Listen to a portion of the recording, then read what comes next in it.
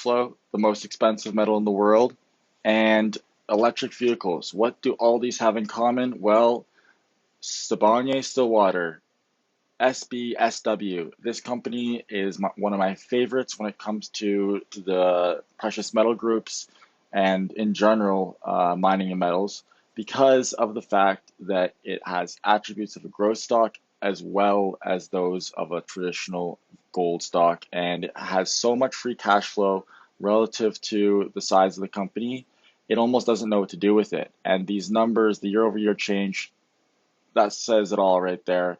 A 3,708% in 84% increase in net income, and it has outperformed all of its peers, both senior and same size. And a company based out of South Africa, now global, is relatively strong in terms of political stability, and it allows for a bit of a discount because people don't like companies outside of the US, generally speaking, for mining. And one of the reasons why I like this company is it has one of the largest sources of one of the most expensive metals in the world. And that metal, rhodium, has a chart that's similar to Bitcoin. And it produces about 30% of the income for the company, which allows for $500 million of free cash flow that was previously not incorporated into capital allocation planning. That's because over the last 3 years, rhodium has gone from $500 to $20,000 per ounce, and that's almost $1 million per kilogram, US dollars.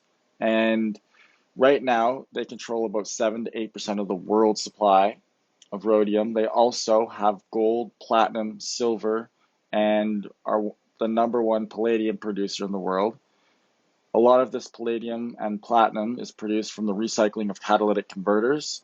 So all those old cars are going to be converted into the materials needed for the electric vehicles, for solar panels, for clean energy, including wind, because they produce alloys that are needed in both the structural component of wind turbines as well as the electronic components. And here's a quick look at what you have in terms of metal distribution, as platinum being their number one.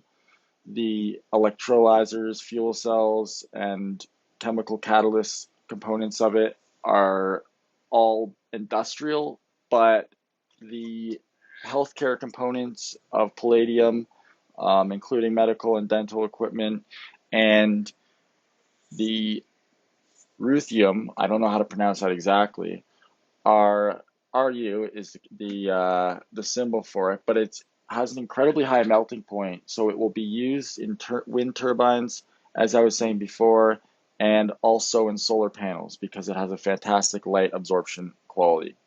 And like most of these other metals, they're going to be used in electronics, and electronics are going to be incredibly important in the future, both from an energy component and in general.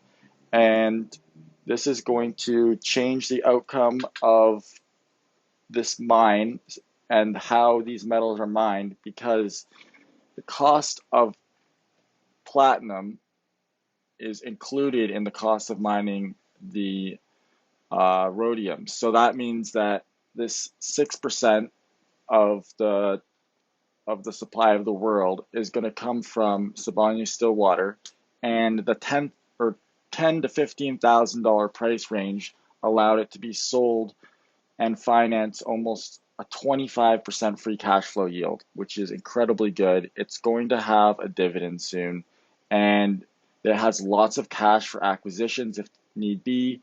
It's ready to go through a recession and come out the other side still cash rich. And the demand for gold increases in the event of risk sentiment changing towards a more risk adverse profile for most investors, but it also has the ability to benefit from an increase in risk appetite through its other metals, primarily its industrial metals.